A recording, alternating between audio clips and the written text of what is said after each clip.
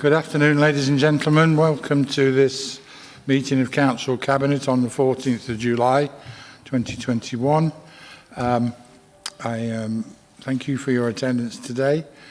I am going to go straight to the agenda, and the first item is any apologies, please, Karen. Andy Smith. Any late items? There are none. Have we received any petitions? We haven't. Item 4 is identification of urgent items to which call-in will not apply. There are none.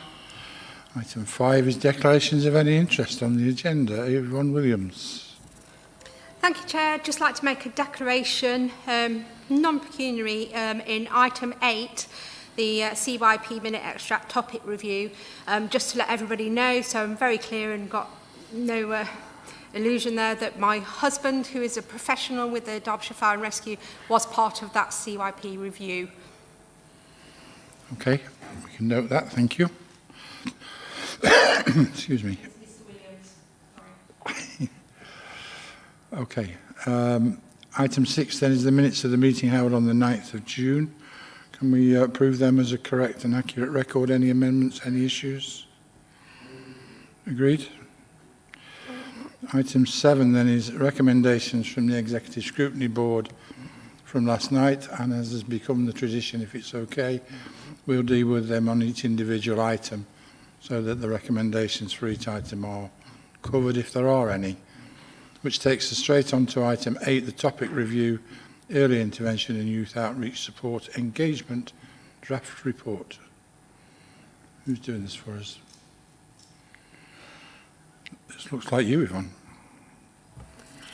Thank you, Chair. I've read the report and had a look at the recommendations, Chair, and I'd just like to say a few words. So, from my point of view, the youth service here in Derby City Council is now a much more targeted service, and you will see that throughout the report. The skills that our youth workers have are being used very successfully to help keep families together, to reduce exclusions from schools and colleges, and to keep children from coming into care. Most of this work is done on a referral basis. This also means that our open universal services have decreased. To counter this, we've been working closely with our partners in the Youth Alliance, whose members can do a mixture of both targeted and universal offers. The Youth Alliance is in its infancy, but already has a major success in a number of areas and has had some fabulous outcomes for the young people in this city. And as a council and an administration, we want to support the Alliance in their strengths-based, asset-based approach to youth work and youth facilities. I think that the first recommendation from the CYP Scrutiny Commission is too paternalistic. There are no costs involved and the timescales are unrealistic. I want to continue supporting the Youth Alliance as they grow, as they get new members and as they produce citywide strategies, which, by the way, always include consultation with young people and looked after children. Creating such a directory and upkeeping it would in essence be a full-time role, and in the current climate where we have some much more pressing staffing issues such as social workers, family support workers, SEND officers, to name but a few, I just cannot justify the funding for such a post.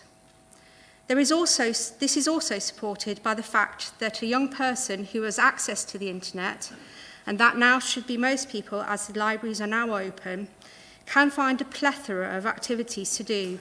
And there are a number of websites, and I'll name just a few, that you can find out activities in the city to do. So there's a website called Day Out with the Kids, and there's some amazing activities in there, both free activities and activities that you need to pay for. Derby City Council itself has a young people's hub, and if you search under the item Stuff to Do, you will also find a whole range of activities.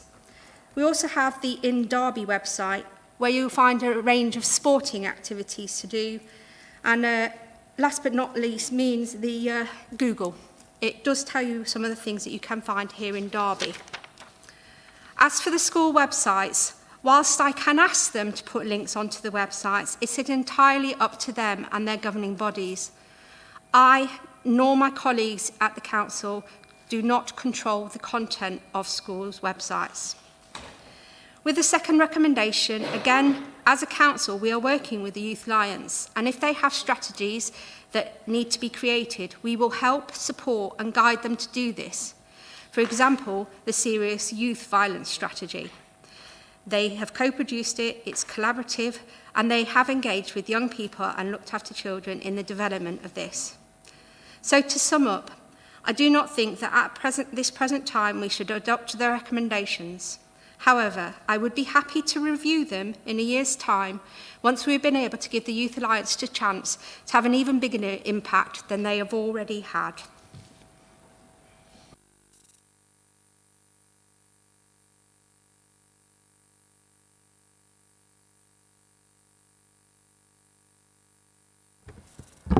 Yes, hi, sorry.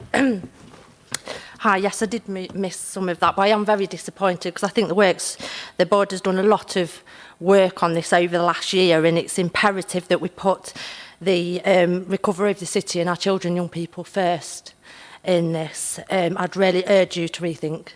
Thank you. Thank you. Any other comments, questions? So with that response from Councillor Williams, we as a board can note how the Executive Scrutiny Board did look at the issue last night and resolved to note the item. So there's nothing to come from there. Can I just comment quickly on that, Chair? I obviously wrongly assumed that this will be taken on board. I can't speak for the whole of the executive scrutiny, but I was in the impression that we were optimistic that this will be accepted. I think it's regrettable that it hasn't, and I can only speak in a personal capacity because we didn't take a vote on it because we were, well, I thought, and I think others thought, that it would be simply accepted. It hasn't been, and that's to be regretted. Thank you, Chair. Okay, well, you've heard the Cabinet member's explanation and the rationale for that, and the plan is to give the Alliance chance to resolve exactly these type of issues, and if necessary, review it at a later stage. Are we agreed? Sorry, Ross, you want to come in? Yeah, thank you, Chair. So I was fortunate or unfortunate to be at the committee that tabled this idea of an online directory that the DCC is meant to be operating. Principle is a good idea. However, it's completely unworkable. I think it could be rethought, and we need to back our partners in the same breath and back what the Youth Alliance, the incredible work the Youth Alliance has been doing. Problem with online directories, as soon as you build them, they're out of date. And that's the issue with it. And to expect DCC to keep up with every single granular activity that's happening in every ward in the city, but not just in the city, beyond our borders as well, is a completely unrealistic expectation. Thank you. Okay, thank you. Can I respond to that, please, Chair? Can I respond yes, to that, please? I think Mr McChrystal has not read the recommendations. The recommendations actually say it is important that this does not become just a static directory of services available, but it is clearly communicated to and regularly reviewed by children, young people, parent carers and stakeholders to ensure it's kept up to date and that any gaps are easily identified. Thank you. Okay, so Cabinet, we agree and understand Councillor Williams' recommendations in response to this, yeah? Okay, moving on then, item 9 is the enforced sale of empty properties and land. It's Rachel. Thank you, Leader. This report, I think, it is relatively self-explanatory. As part of the Council's overall approach to increasing the supply of affordable homes across the city, we regularly look at how we support bringing back empty properties back into effective use. And this report is really about expediting our recovery of those debts around those properties and to use the power of enforced sale to push owners who are currently holding long-term empty properties and have repeatedly failed to repay those debts or bring them back into use to do so. So really fundamental around our empty property in the city that we have properties that are not being used for residential need, and we have a high demand for affordable homes in the city, and also many of those properties cause major antisocial behaviour in their surrounding neighbourhoods and cause disruption for neighbours and the local community. So having a very robust approach to how we support bringing back properties and using enforced sales as a mechanism is a really powerful way to do that. Just because of real reassurance for members, this is only applied to those properties that are vacant in the residential sector and where all negotiations and attempts to try and work with owners have been exhausted. So it is a last resort power. And it also includes, as mentioned last night at executive scrutiny, council tax debts are included within the appropriate debts. The report lays out that the Ministry of Housing, Communities and Local Government's guidance is that councils should have a proactive approach to how they bring back empty homes into use in their areas. And this report is really about making our approach in terms of doing this in the council more streamlined and effective for those overall outcomes. And last night, the recommendation made by executive scrutiny about local ward information for ward councillors to know when properties are in this situation in their own wards. We will be happy to bring regular information to that when they happen to those ward members on a regular basis. So they only applies to a small number of properties during the year, so it's not a difficult thing for officers to do to make sure that members are notified immediately of situations in their wards where this may be applicable. Thank you, Chairman. Thank you. So I take it you're okay to agree the whole recommendation from last night?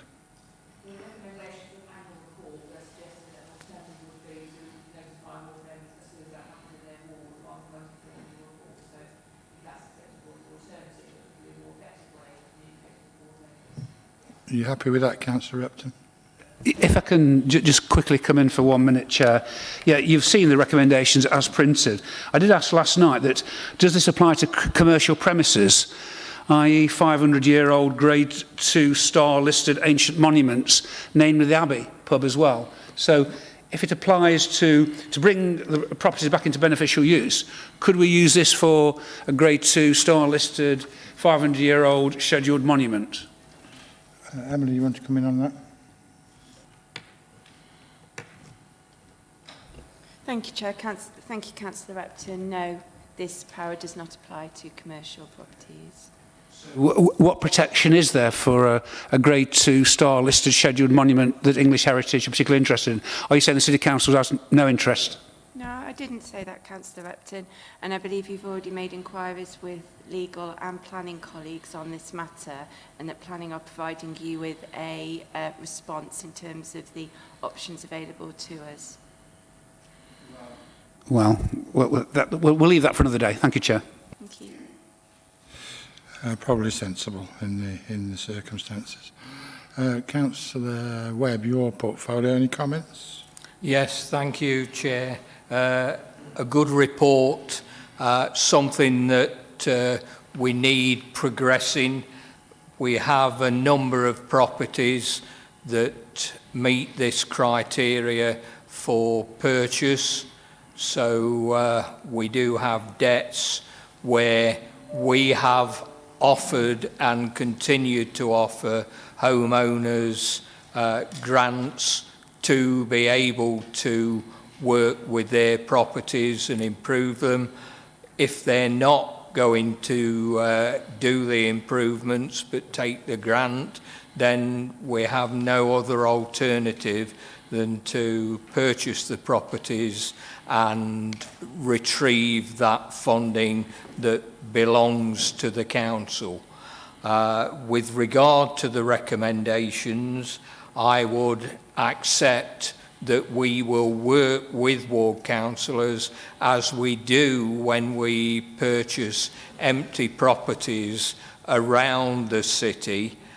When it comes to purchasing properties where there are debts, there should be no difference in the process, and keeping ward members informed is part of that process. It would seem nonsensical to wait for 12 months for a report on these when we can update all ward members affected as and when things happen.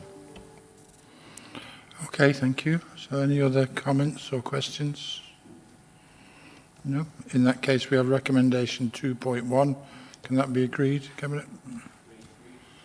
Okay, good, thank you. Moving on then to to budget and policy framework matters, item 10 is the final accounts, the outturn for the general fund, etc. I think Mr. Riley probably to present this to start with.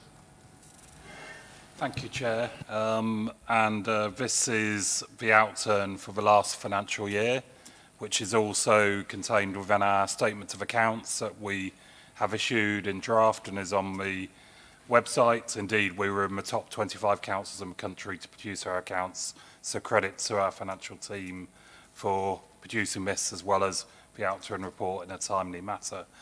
This report details the outturn position, which is a contribution to reserves of 1.892 million, and details the movements from Q3 in the report. Obviously, we bring this quarterly monitoring reports on a quarterly basis, detailing variances during the year. What this report does detail is that as a result of financial management and the use of government COVID funding, we were able to manage a lot of the pressures in the last financial year. We applied 18.950 million of COVID funding to help our activities, and we also reduced the forecast overspends that were forecast in Q1, 2 and 3. So that contribution to reserves is welcomed and helps to contribute towards our financial sustainability going forward. The capital budget, we spent 75.84% of the approved capital programme, and details of a capital outturn are detailed in the appendix, as well as identifying further slippage after Q3. The housing revenue accounts showed an improved position of about £3.5 million, which again is will be available to use in future years. And again, just maybe looking at another part of our budget, the dedicated schools grant closed with a surplus of 1.6 million, as detailed in section 4.9. And I think it's important to note that many local authorities, and if you read the local government press, are experiencing very significant deficits on their dedicated schools grants. So a mixture of the transformation programmes and the control we have in there, it is again pleasing that we have a positive DSG balance at the end of this. And then just maybe finally, I think members will be aware of the impact last year on our ability to collect business rate and council tax debt, including the holiday that was provided at the beginning by the council to help those businesses and council taxpayers who were going to struggle to pay in the first quarter of last year. The government recognised this across the local government community and have allowed us to spread any deficits over 3 years, which is a change in accounting policy. And it also provided some funding through a tax income guarantee, which we got notified in this new financial year around the amount of income that can help us to offset that. So the report details a significant amount of detail, and the portfolio holders may wish to sort of comment on their individual portfolio areas.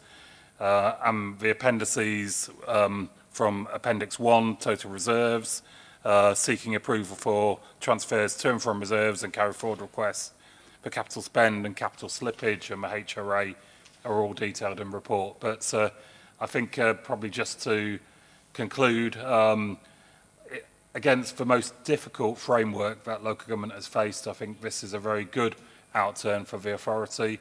It was one that we managed through the year, and I'm personally pleased that we have been able to demonstrate a contribution to reserves in this year, which is a very positive outcome against that context. Thank you, Chair.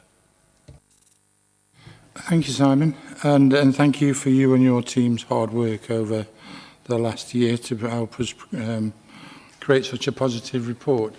Last night's Executive Scrutiny Board did look at the annual outturn and resolved to make, just to note the report.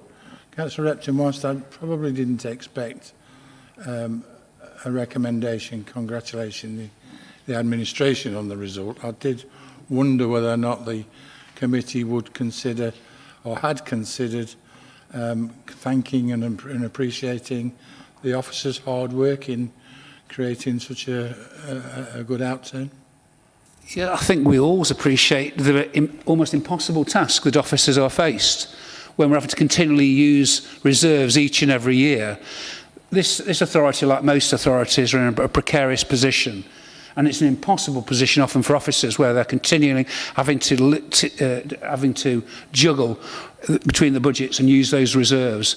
And I think it was those concerns that probably overshadowed that. But certainly I, and I'm sure the whole of the executive scrutiny, would wish to thank the officers for the heroic task that they actually make in an impossible position that the government has put them in through the lack of sustainable funding as we move forward and continually use reserves, which is simply not sustainable. They run out. So that's my answer. Thank you, Chair. I wasn't canvassing a political response to it. I was actually just suggesting that you might have. I just thought you might want to respond in a positive way to the officers' concerns, and actually your reference to continually using reserves, of course, doesn't apply in this circumstance because we're not. So I'm going to ask the Cabinet member if she wishes to add to the contribution from Mr Riley.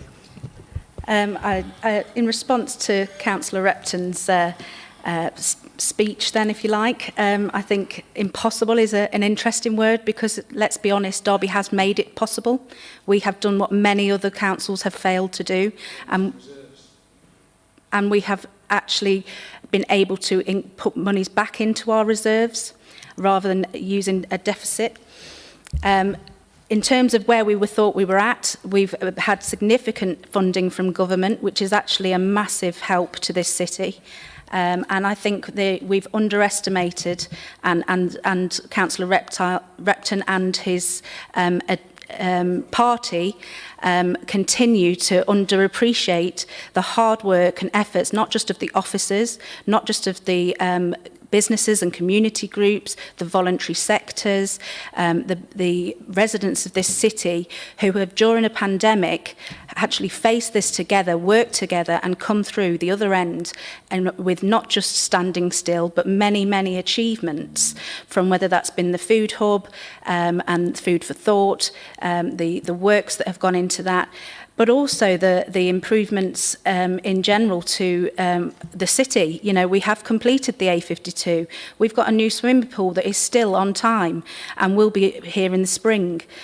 We've got the OCOR project that's been extremely successful, and the flood defence of this city have been completed. Smart Park, during a pandemic, to actually get Smart Park to this city and move forward rather than looking backwards, which is constantly what the Labour Party members of this council continue to do. We're looking forward and forward to the future rather than going backwards.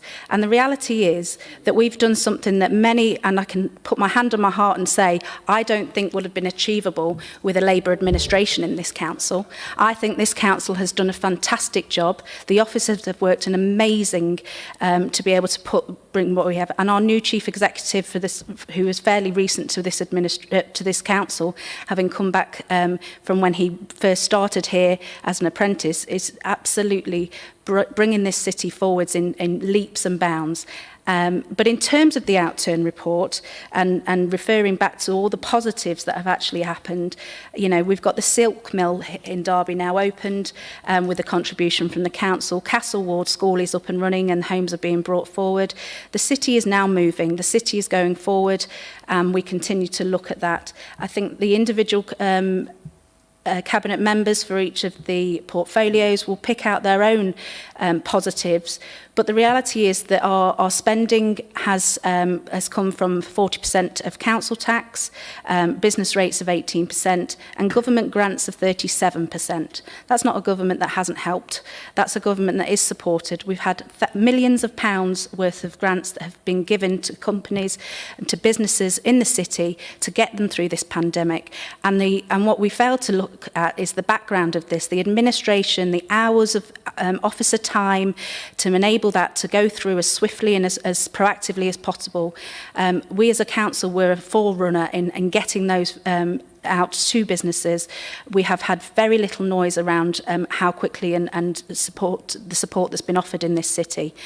And it's really frustrating, actually, that people continue to knock Derby. We are an up-and-coming city. We're continuing to progress.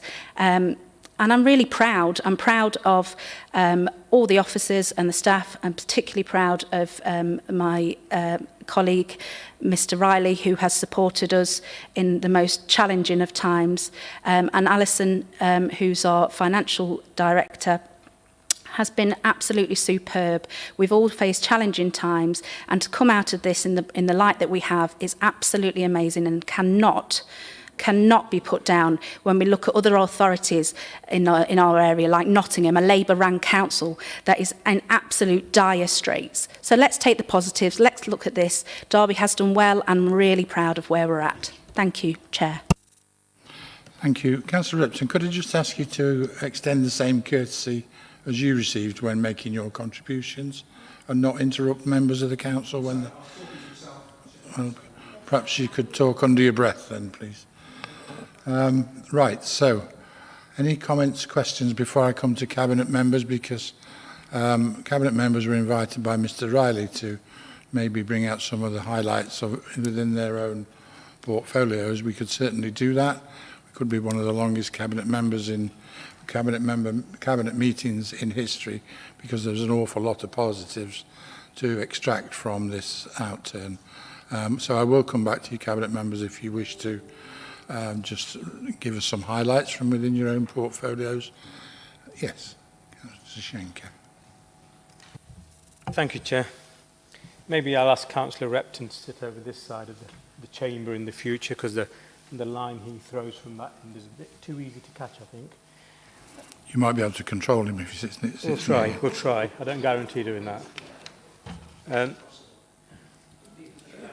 Let's just put this report into context. I thank all officers who work for this authority, whether they've been involved in this report or not. They always do a sterling job, and just because it's referenced in this one report, I think doesn't demonstrate what they do across the authority all year round. The first point I'd like to make is the report talks a lot about being balanced, and lots of people have made contributions to say how good it is we've got a balanced outturn position.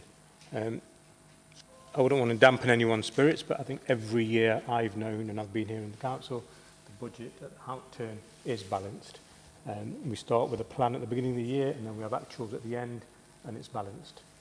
It's good to achieve that, but that's what happens year in, year out.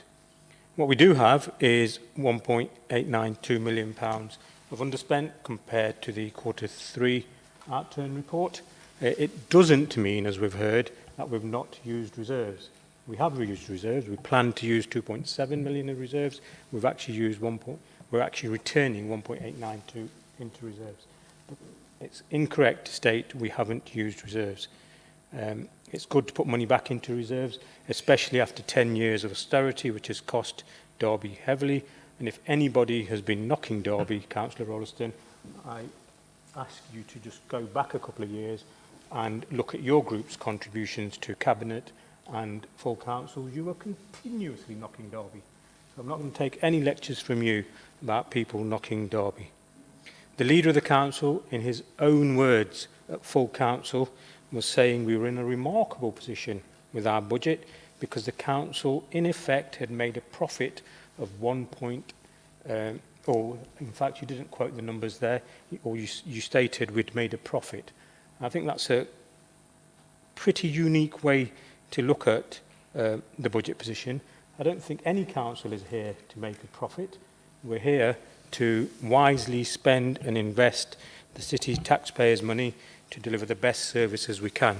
If we view ourselves as a council here to make a profit, I think it's the wrong way, and we definitely haven't made a profit if that's the way you want to look at the situation.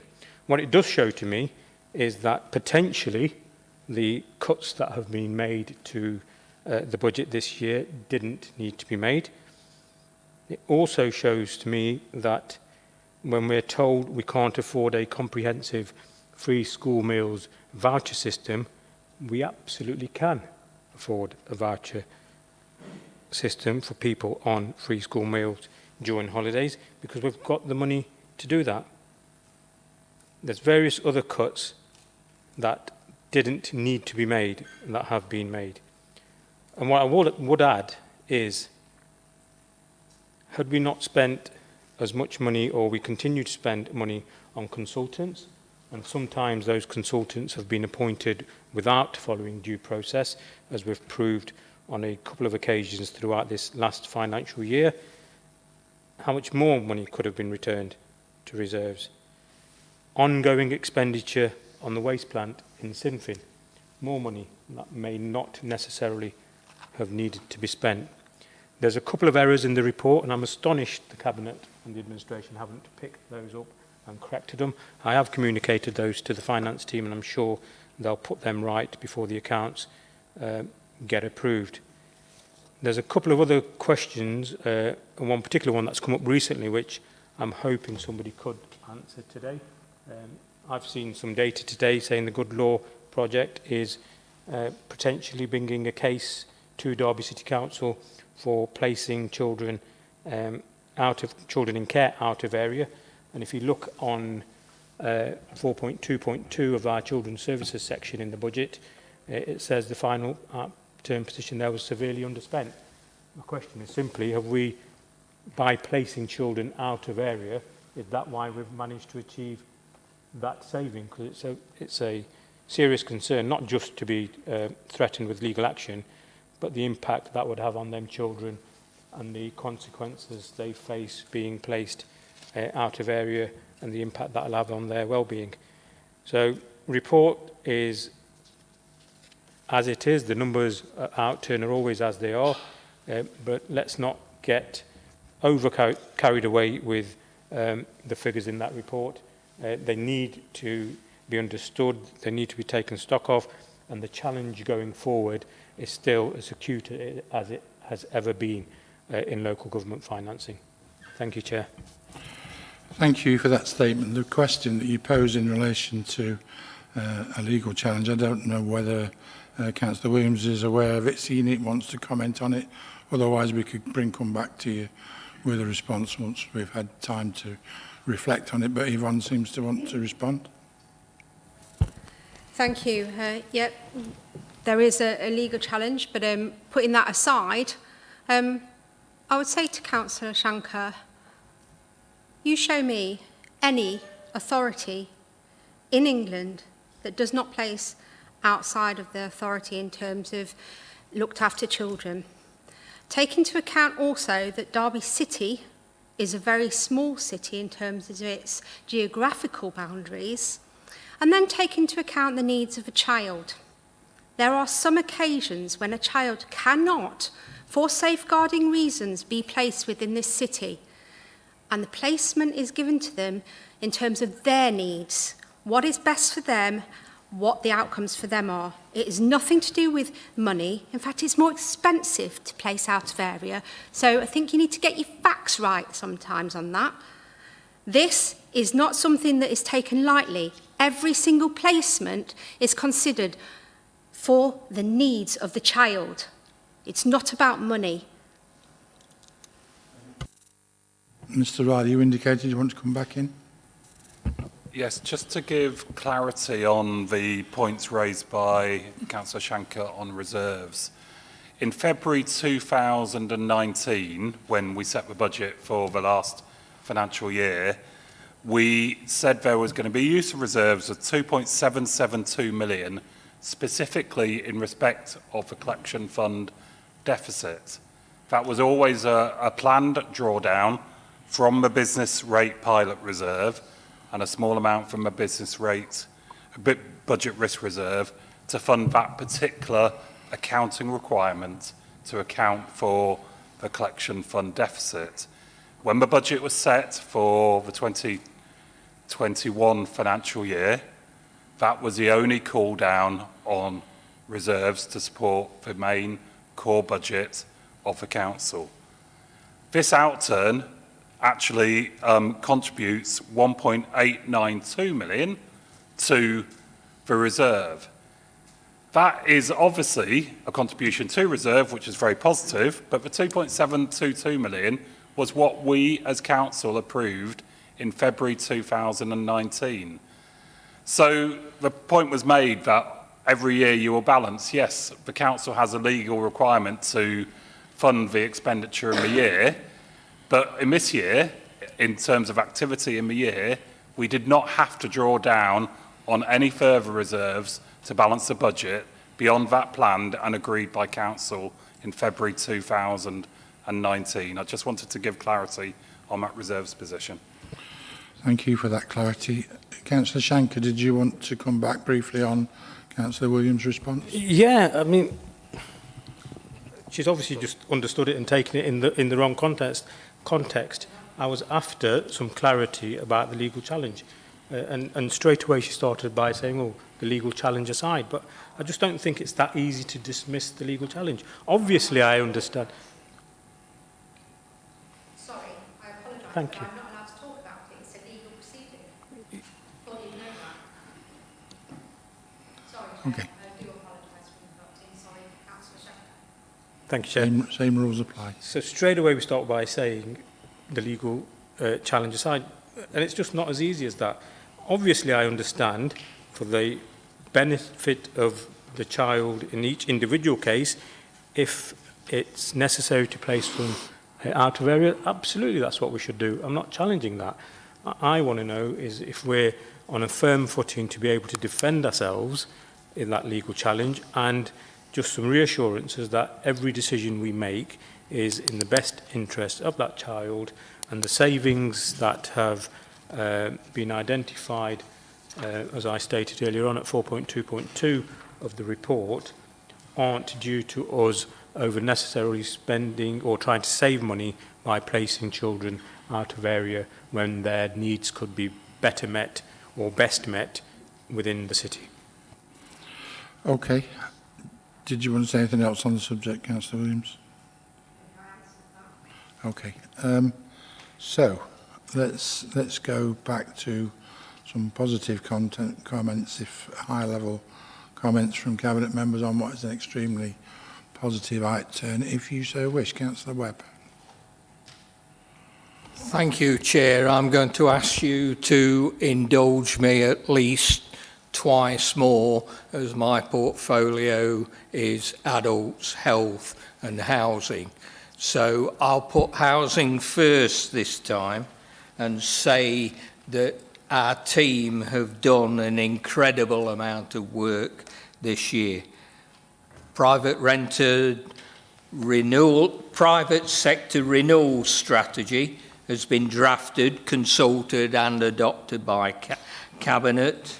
We've got a new management agreement with Derby Homes agreed and signed. New tenancy strategy drafted, consulted and adopted by Council. On top of that, 72 empty homes have been returned to use, generating 98,000 nearly through new homes bonus. And we've also recovered £257,000 in debt to the Council. Denise Gonn has been awarded the National Empty Homes Network Rising Star Award for her work with empty homes. We've had successful bids for a home stock condition survey with MHCLG, and we've also had 900,000 to fund home energy improvements to not just council but privately owned homes as well.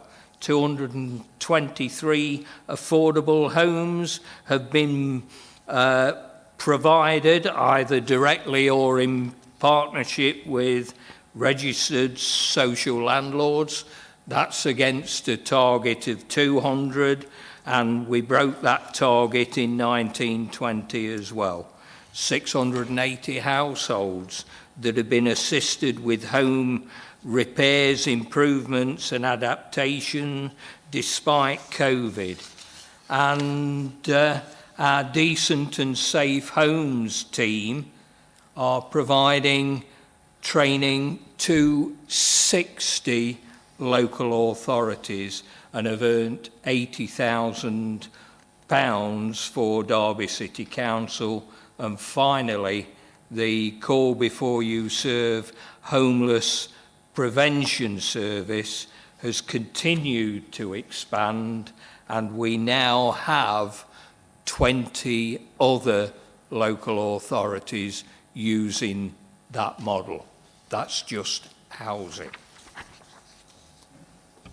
Thank you, Roy. If you want to take a breath and come back with something later on the other parts of your portfolio, because I think, sorry, Councillor Skelton, you indicated you want to speak? Yes, Chair. While we all congratulate the finance team and the work that they've done, and generally officers in the council, it does have to be remembered that there are people behind these figures, and many of the people that the council helps are particularly vulnerable, either adults or children. And we all know that both those, or that People's Services Directorate, the increase in demand for those services is rising at a faster rate than the money that we get in, either through council tax or through government funding. And the severity of that underfunding is getting worse every year. All of us, if we actually care to, will have seen the results of that. Only recently, I had contact with a constituent whose son, who has special educational needs, after a year, has still not got a school placement at all. Which I believe that is, the council is not adhering to the law in that matter. So, and there's every so often we get other cases like this brought to our attention. So you can pat yourselves on the back all you like, but what you really need to look at is what is happening to people, real people on the ground.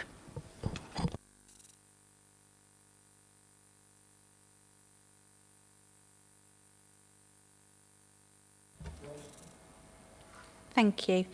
I'd just like to respond in terms of corporate resources and the amazing efforts, and I think I touched on earlier around the grants for businesses, and there was £73.7 million of grants paid out to businesses, and £0.8 million to provide support for isolation payments, and there was a lot, and that hit real people who hadn't been able to go to work, those that needed that support during that time, allowed people to continue to support their families. And I think, absolutely there will always be individual cases that we will never say we get everything 100% right. There will always be challenges faced by this council. But actually there are a number of things that have gone extremely well. In terms of property, we've worked to allow the arena to become the vaccination centre and working with the NHS. It was extremely successful. I think we were one of the outliners for the number of COVID vaccinations that we gave within a certain period. And we've seen evidence of how well that has helped to move us on in the process of learning to live with COVID going forward. In terms of our ICT, our ICT colleagues in very short time were able to mobilise and ensure that we deployed new laptops and enabled Windows 10 to support remote working. I think we've all been on mute a few times whilst supporting, and if only we could do that in the chamber with some of our members, that would have been more privileged going forward, but we won't have that facility for much longer as we come back to reality. In terms of democratic services, they're helping ensuring that we have had those remote meetings, a new way of working and making sure that those processes are followed and that we adhere to all the rules. To change up and to deal with that in such a swift manner. There have been some real success stories. There will always be challenges, but I can honestly say that that every member of this council, from every officer, has done the utmost to work on deployment, work on the best way forward for this city, and I'm incredibly impressed by everybody in this council of how they've been able to evolve into the working processes during the pandemic. Thank you. Thank you. Councillor Holmes, I think you indicated. Thank you, Chair. We could all spend a long time talking about our portfolio areas, but I think the A52 deserves a couple of minutes, Chair. Just how broken the governance of that project and its design can't be understated, but we quietly and steadfastly took a step back, looked at the project, worked out with officers and our partners how it needs to be delivered and what funding was required to deliver it, and that's exactly what we did. I think the way that the project was delivered, enhanced and delivered by officers and our contractors was very professional, and it reflects very well for the project team that was put into place, which I was political lead on. Even the pandemic didn't stop us, and we delivered the key milestones more or less on time, and I'm extremely happy that the project, as budget revised, has been brought in under. I think that's a huge reflection of the work by many people to deliver what is an extremely good scheme for the city moving forward, and I think that's being seen now in terms of its results. Taking a more holistic view, though, Chair, of the Outturn report, and I think Councillor Ruston has stated that we are a city on the up, and it can't be understated about the tens of millions of pounds that we've received from government. Sustainable transport measures, I believe, if not one of the leading authorities in this area, if not the leading authority, to deliver sustainable transport measures in the coming years. We're only just seeing the start of that. Tens of millions of pounds will be done to improve for decarbonisation, improve public transport and sustainable transport. And of course, tens of millions of pounds as well, which are touched on in this report, for our regeneration projects and our flood defences, which are now either being pursued, have been delivered or are being delivered. Beckett Well, Smart Park, many other investments at Infinity Park and across the city, all encouraged and secured by this administration with the professionalism of officers supporting us as well. And I think we are very proud of that. Whether the opposition like it or not, I think they would be saying the same as me if they were in our shoes, and I think we should take the credit for that, but we don't take it on our own. It is officers there, the professionalism and the hard work of officers that have got us to this point. And Councillor Skelton actually quite rightly points out that it's the city residents that we serve. But we need to remember all of these things that are being done are there to make their lives better and to make sure that our businesses can thrive, both new and old. And I'm very happy that this Outturn report is so positive, and I echo everything that my colleagues have said. Thank you for that. I think total is £267 million that the public sector, government and the local authority are investing in our city, and I'll be honest, I've lost track of the private investment levels in the city. So you're right, exactly, in terms of the city being on the up. Councillor Webb, you wanted to come back in respect of another portfolio, and then I'm a little conscious of time, so I'm going to probably move on. You want me to be quick? Thank you. Yes, I get the message. Okay, Public health then have had a really challenging year with COVID. We've worked well with not only public health, but all of our health services, and cooperation has never been better. There is what's called an integrated care system being developed, and that will come in April next year.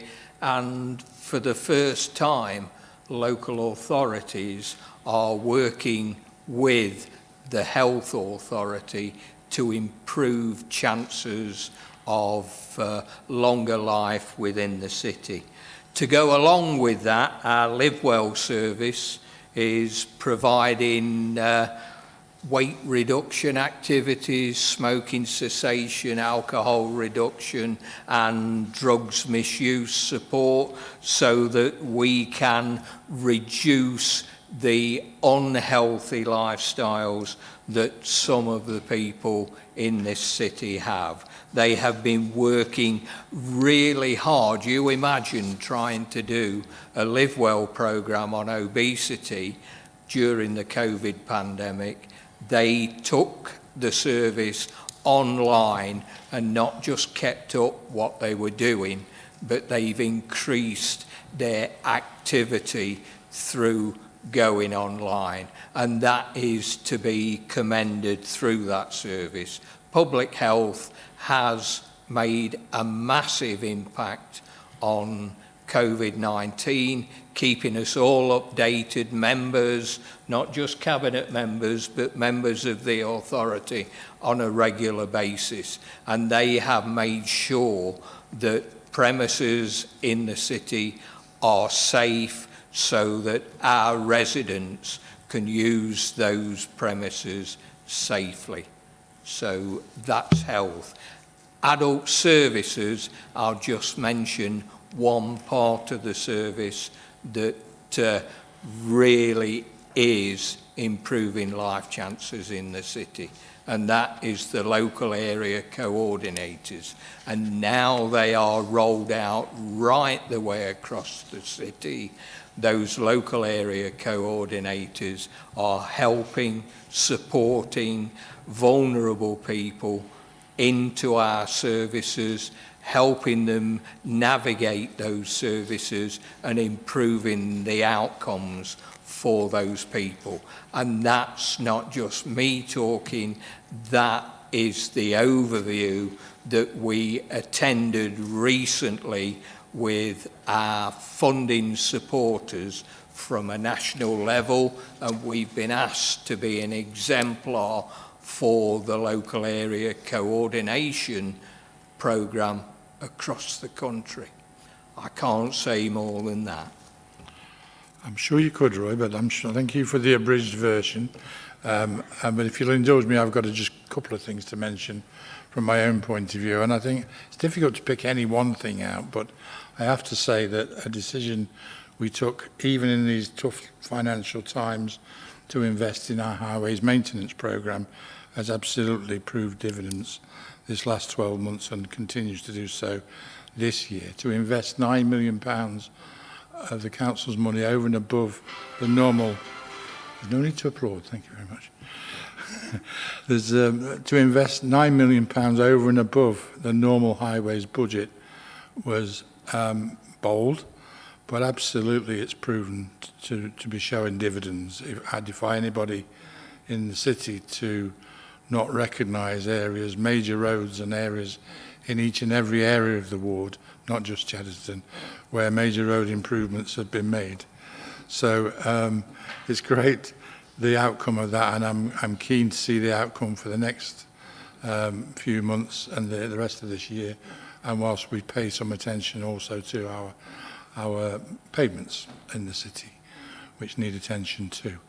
The last thing on this that I wanted to raise was, and Paul doesn't know this, I'm going to give him or ask him if he wants an opportunity to, having come back from Milton Keynes as an ex-accountant to be chief executive here, there's nothing more important in terms of the council's business than the budgets, and the way that they are produced and accounted for. And I just wondered, Paul, if you wanted to reflect on the efforts and the abilities and the of your staff in this regard and the outcome.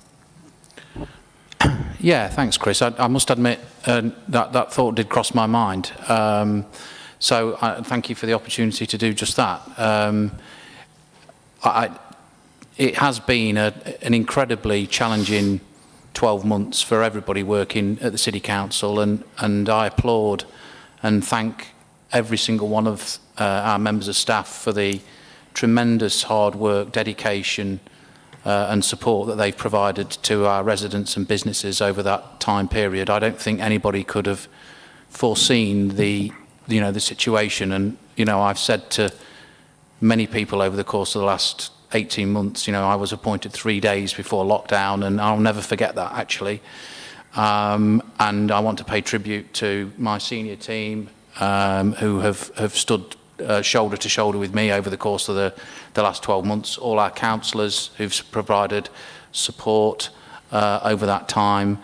But I also want to pay tribute to the residents of Derby, because they have also stood up to the challenge remarkably well.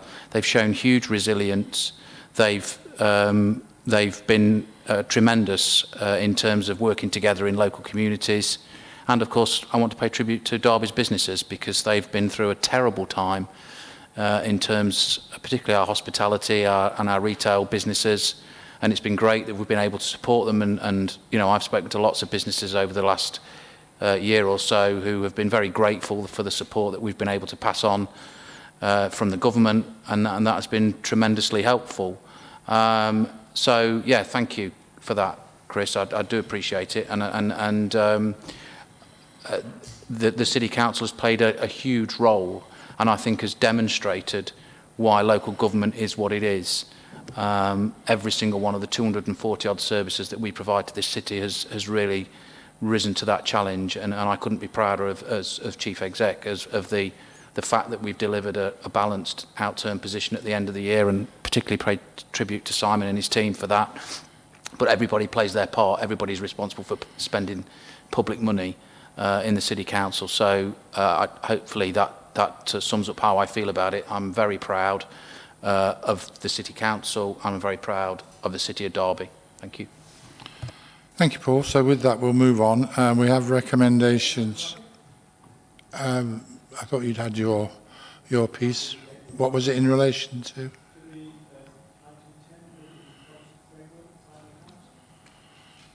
And some particular aspect of it that you forgot to mention or something? Yes, as far as the okay.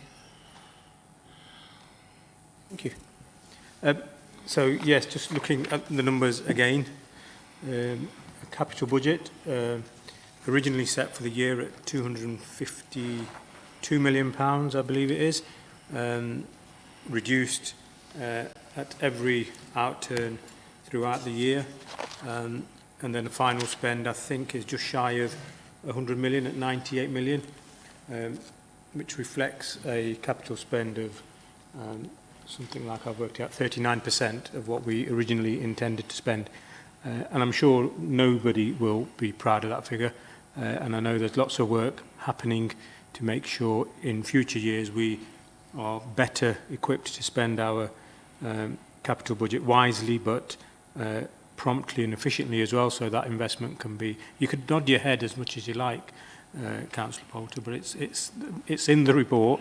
And I was communicating with one of my members, not reflecting on your comments, Councillor. Thank you. Well, whichever way you like to communicate, that's up to you. But it is a figure which isn't a great reflection. We've had additional challenges this year with COVID, obviously, but it's a figure which we need to improve on. 39% of the overall budget, to me, is missed opportunity of investment we could have made in the city, we wanted to make in the city, we'd identified to make in the city, but for one reason or another hasn't been made. Some of the great projects that have been mentioned by your team, absolutely fully endorse them. Becketwell, the land acquisition of that was started many years ago. Moorway Swimming Pool was committed to many years ago. The Museum of Making was committed to many years ago. And thank you, Councillor Webb, for also pointing out the success of the local area coordinators, which the Labour administration brought into Derby as well. So some great work being delivered by our officers, and long may that continue. Thank you, Chair. Thank you. The advantage in relation to the LACs, the LACs, is that, of course, it's been expanded quite rightly across the whole city to benefit everybody in all residents of the city. Noted your comments in relation to the capital programme. You know my views on that. It's been a hobby horse of mine, like yours, for many years. But you acknowledge that work's in progress. We're not there yet, and we will tackle those issues and contribute greatly towards successful outturns in the past. Mr. Riley, I suspect you might want to reflect on that. Can I just ask Councillor Shanker where he sources figure of 250 million of the capital programme? The capital programme is detailed in paragraph 4.6.2, which showed the original capital programme, the revised programme, and then the spend against it. So I did not recognise the first figure that you provided. So just for, I suppose, for clarity of the record tonight, I'm just asking where that figure was sourced from. Councillor Shanker. Thank you. I've got it in my notebook, but I'm pretty sure it's from an email from either yourself, Mr. Riley, or one of your officers. But I'm more than happy to go back to my reference points and provide you with that, if that's what you would like. Okay, did you want to come back in, Councillor Ralston?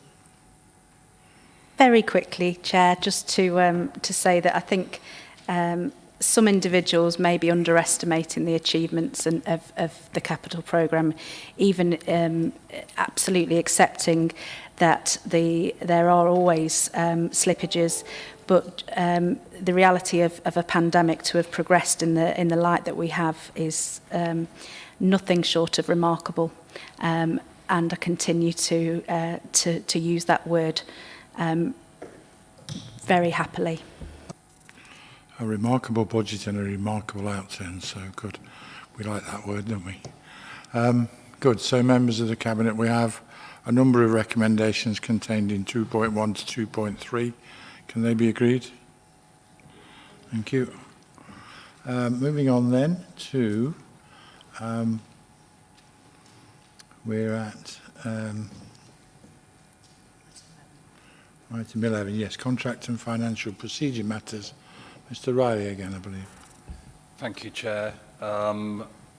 This is a standard report that comes to the Cabinet on a regular basis, and the report details, in this case, 7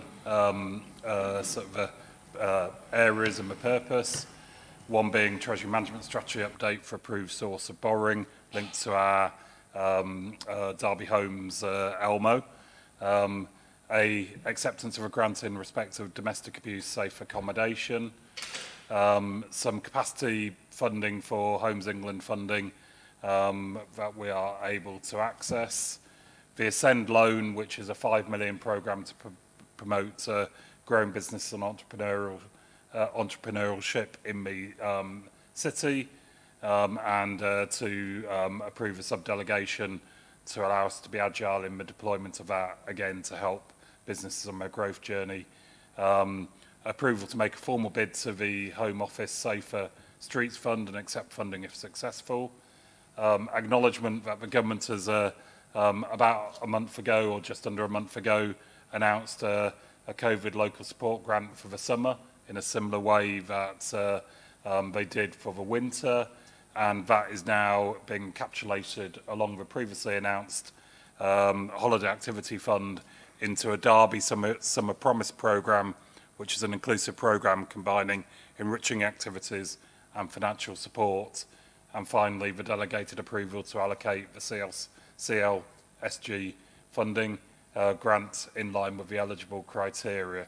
So, again, this report details a lot of where, mainly through specific funding and opportunities, money is being brought into the city to improve both community and business outcomes. Thank you. Thank you for that. So, Councillor Repton, you heard that the recommendation appears to be acceptable. Do you have anything to add? No, Chair. It's as printed. Thank you. Okay, Councillor, I'll come to you in a minute, Baggy. Councillor Webb, your portfolio, I guess, in terms of the housing issues. Anything to say on that? Yeah, no officer reporting on this. So on the domestic abuse, as you'll be aware, Chair, there has been, unfortunately, an increase in this during COVID.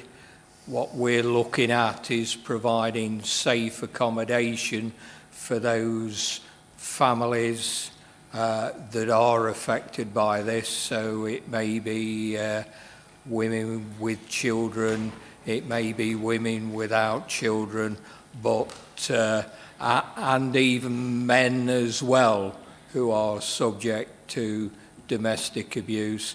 And this memorandum of understanding will give us the flexibility that we require to provide the safe accommodation inside the city and be able to quickly move people out of a domestic violence situation into that safe accommodation to prevent any further unacceptable behaviour.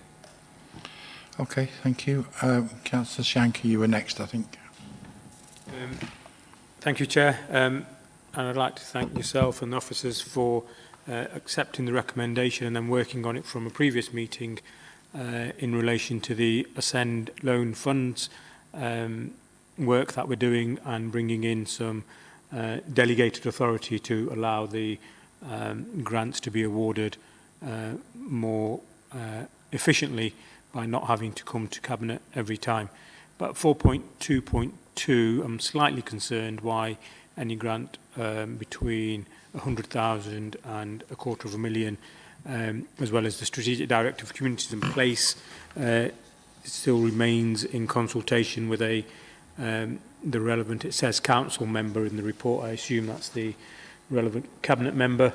If we are to take the politics out of this and delegate this authority to officers, I would have thought it would be truly delegated to the officers. We've seen some things at a national level which aren't comfortable reading.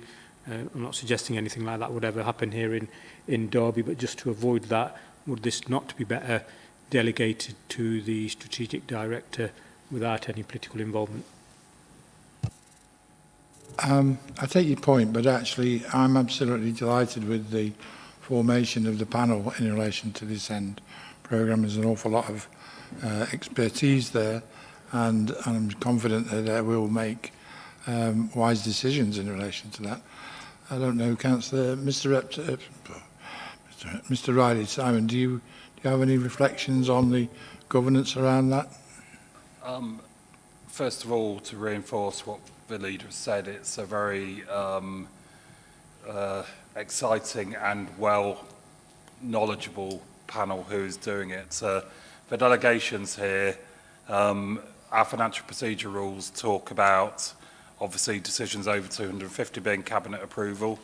Generally between 100,000 and 250,000, our standard process is it's still delegated to an officer in consultation with a relevant cabinet member in respect of our financial procedure rules. So this is consistent with how we apply that delegation across all decisions. Thank you. I take your point, Baggy, but I actually, like you, we don't even need to risk the possibility of problems coming in terms of governance there. We're not in no way do we want to delay any decisions or timely decisions on things, and we are very flexible in the way that we can consider and deal with things. So I'm actually quite happy with it as it stands. Councillor Webb. Thank you, Chair. I hadn't... am I on? Yeah. Thank you, Chair. I hadn't mentioned the bid for Homes England funding, which is at 4.12, and we had a very successful tour round the city last Thursday with Homes England, talking about not just the Infinity Garden Village project, which we're looking for grant funding on there, but also all around the city centre, including Beckett Well, including Castle Ward and the DRI site. So Homes England are investing in this city, and we need to make sure that we keep them investing so that we can improve the quality of life for our residents.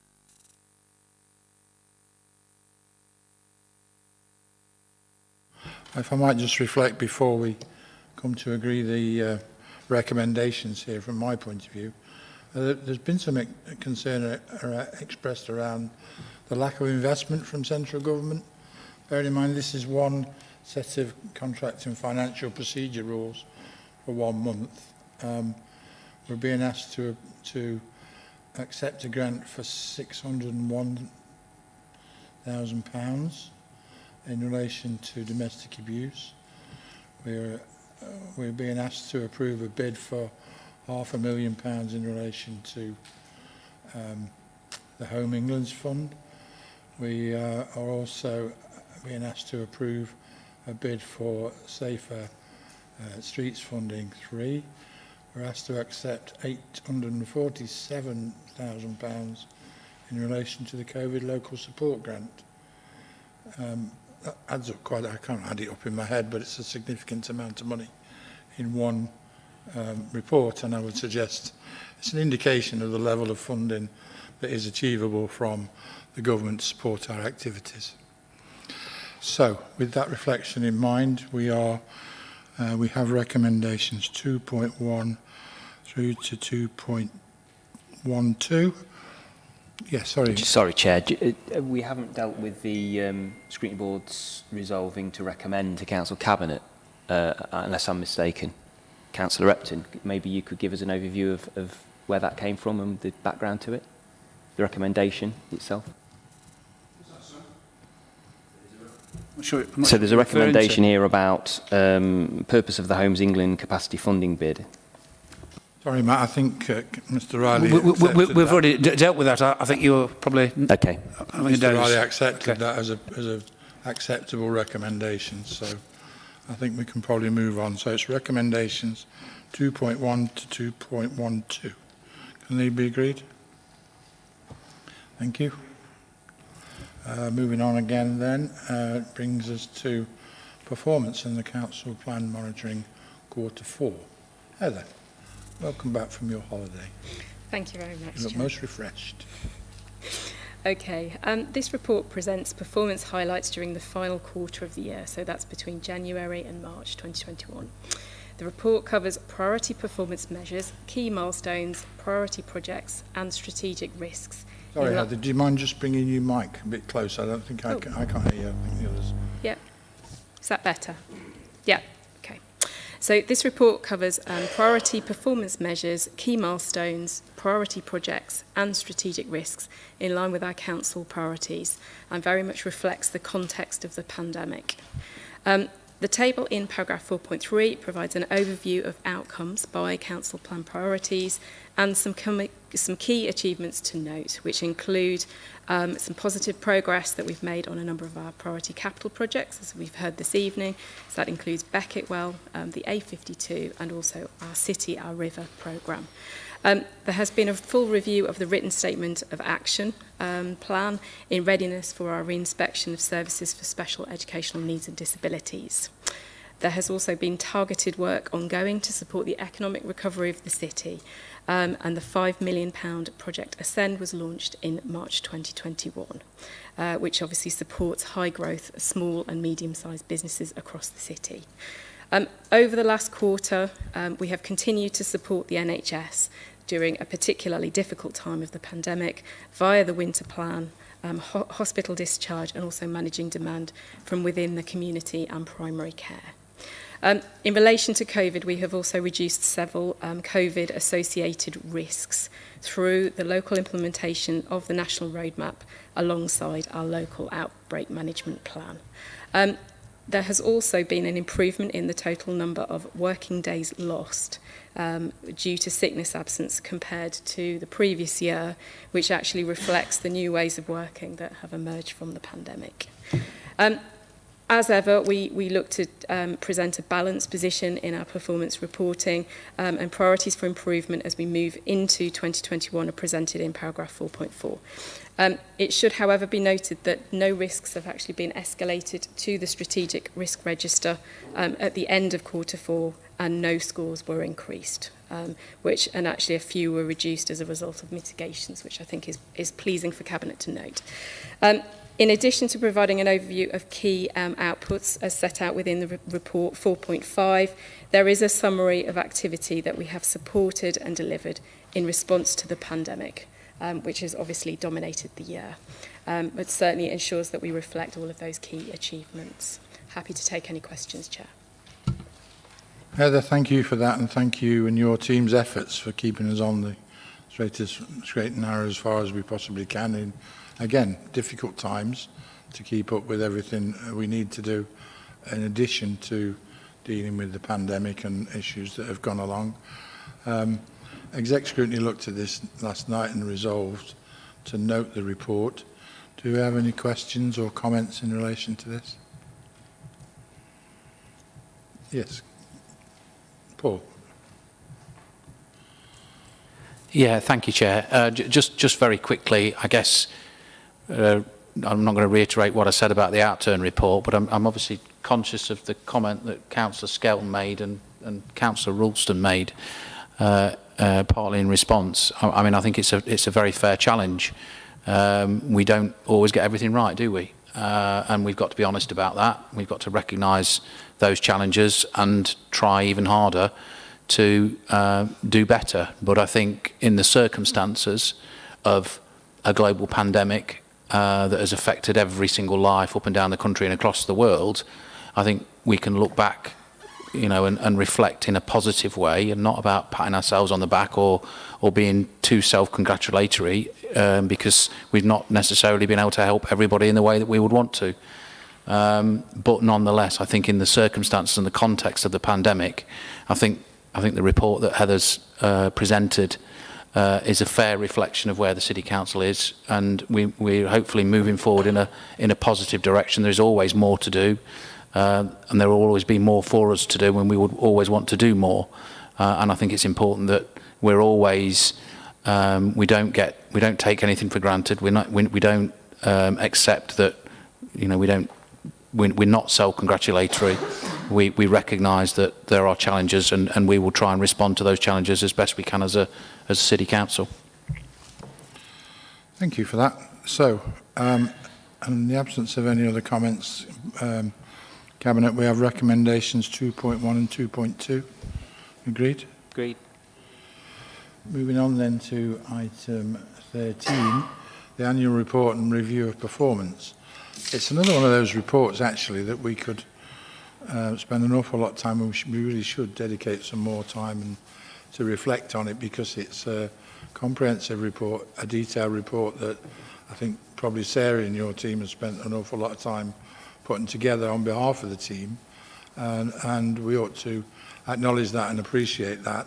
And actually, on this occasion, Martin, your scrutiny board resolved to note the report and agreed that the thanks of the board to council officers for all their work to get us into this position should be noted, and we appreciate that. Any comments to add? Absolutely. We're always appreciative of our hard-working officers who are usually, and certainly over recent years, have operated in very challenging circumstances. Thank you, Chair. So, Heather, did you want to expand on or talk to the report?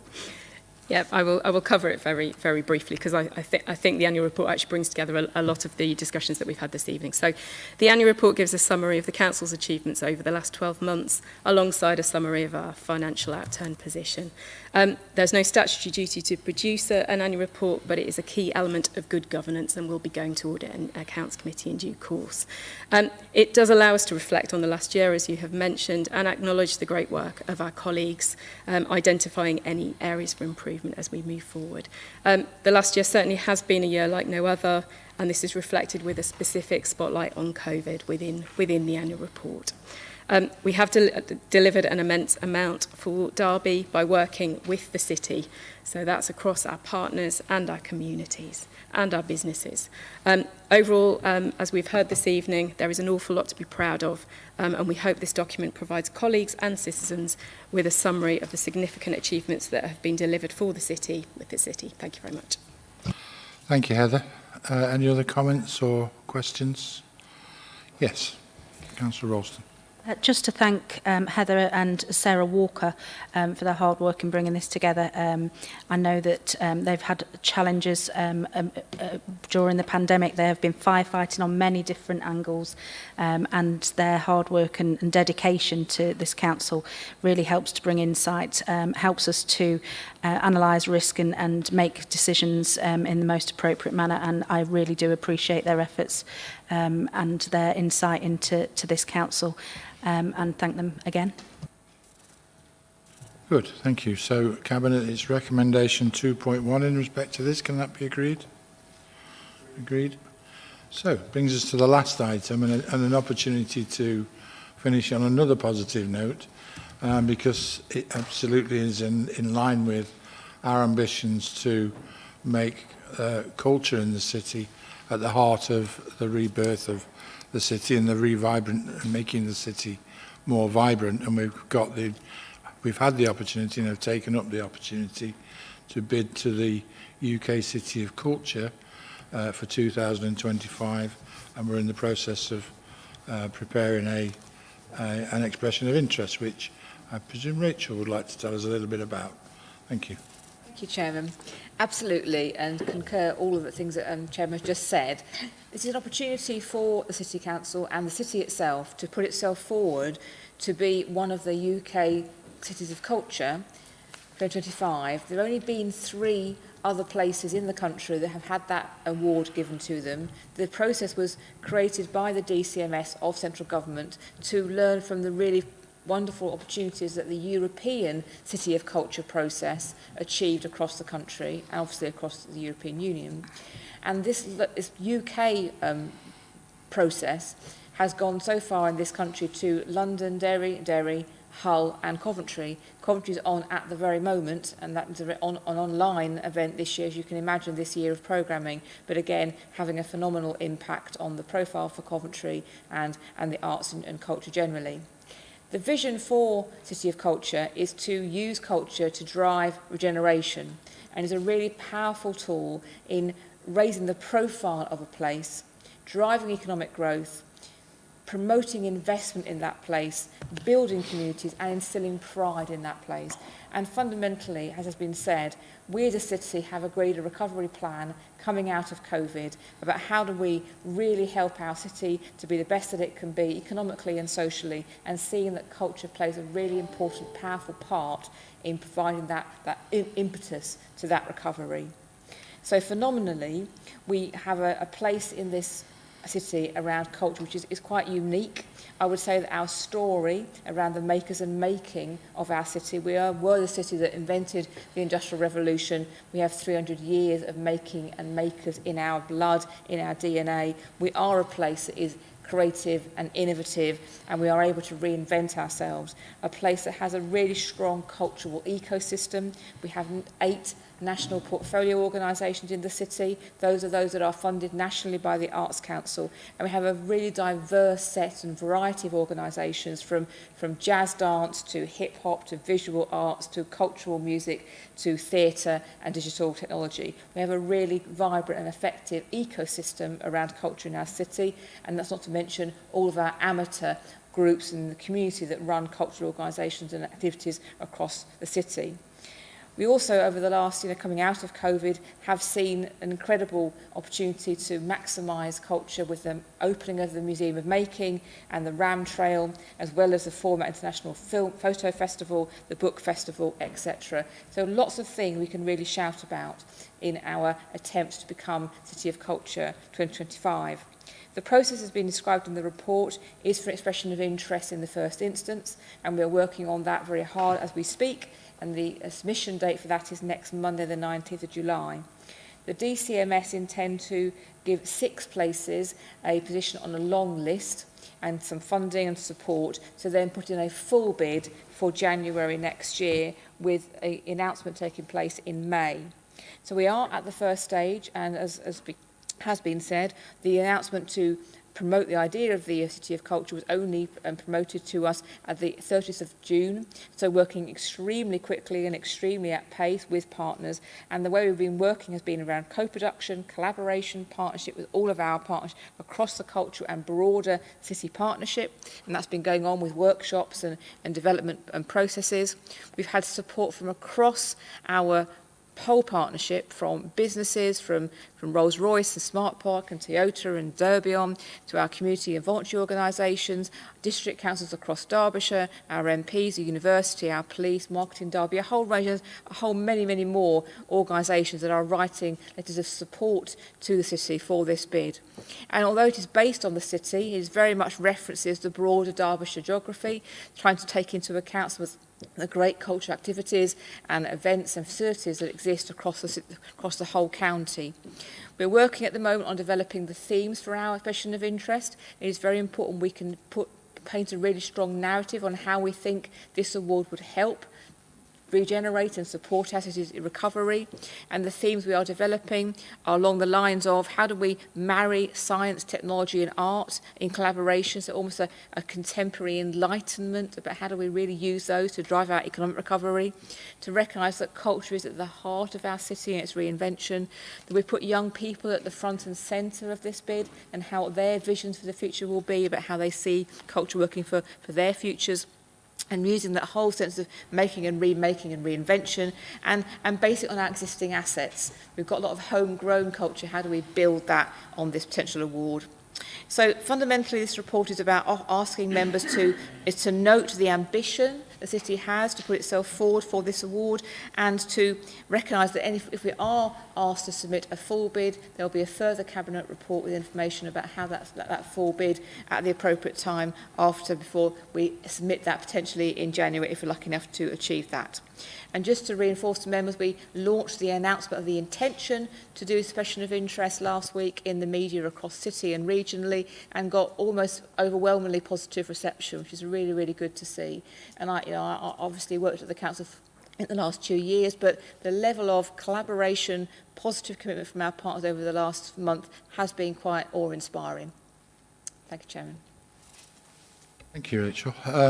Martin, we absolutely welcome the recommendation from last night.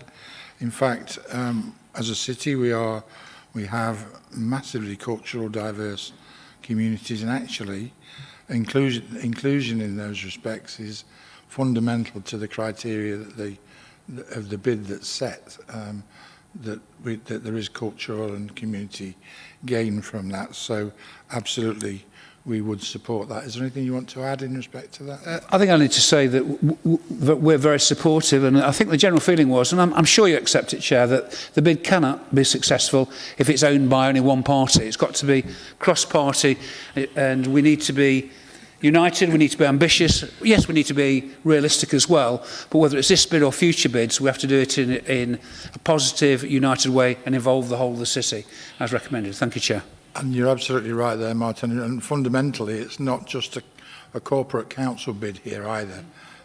Again, fundamental to the criteria is that it's a culturally led bid by Derby and the people of Derby, and we intend to carry that out. And Rachel referred to the response that we've had so far. I mean, absolutely, we should thank our cultural partners for their response and the efforts they've already put in. I think the feedback that we've received on the lines of our application have been well received, and it should standards in good stead. I'm not going to pick out individuals from the cultural sector in the city, but absolutely everybody seems to be behind it. And if ultimately we are successful, what's prompted us to make this application in the first place is the benefits of even being in the race, because what we're actually saying here is not that we are already a top cultural city in the country, but we have that ambition and that drive to do that, and the things that are in train in the city, starting off with the Museum of Making, absolutely position us perfectly to get the drive and benefits out of an event like this. So all positive. The legacy that we see that the likes of Hall and Coventry have gained and continue to gain are immeasurable, really, the benefits for the city, and could put us on a different level if we are successful here. So any other? Yes, Councillor Schenker. Thank you, Chair. I think it's a great opportunity for Derby, for Team Derby, not just the City Council. It's an opportunity, like I say, is very unique, and we must grasp, and 100% our group and anybody who I've spoken to about this is behind it. If we could just win this on the enthusiasm of Rachel and her team, Mick Brown and Adam Buss, I think we'd win it hands down already. And I look forward to being shortlisted and then the bid going forward next year, and hopefully ultimately winning this. Derby is unique, it's diverse. Our communities, our businesses, all our partners have something to offer to Derby, and if we can capture all of that in our bid, I'm very hopeful we will be successful, but it can only be done with us all working together.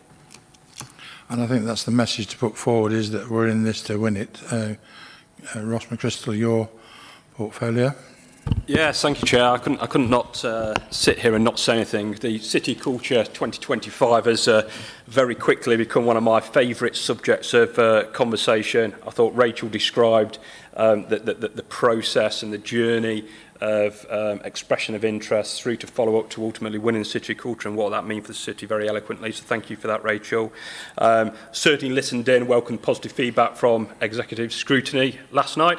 And certainly when Derby gets longlisted, the activity and legacy will not just be felt by Derby City, but every corner of our wonderful city. Every resident of Derby will notice the impact of winning City Culture. The fabulous county of Derbyshire and sometimes the overshadowed East Midlands will benefit from a brilliant programme of cultural events and a legacy that will more likely last a lifetime for us. I think it's really important to note that this isn't just a bid that's being run by or organised by DCC, but this is a bid that's being built in partnership, and it's very much driven by our brilliant cultural partners. So this bid is absolutely about Team Derby. Thank you. Thank you for that. So unless there's any other comments or contributions, it's recommendations 2.1 and 2.2. Can they be agreed? Thank you. And that concludes the business of Cabinet today. Thank you very much.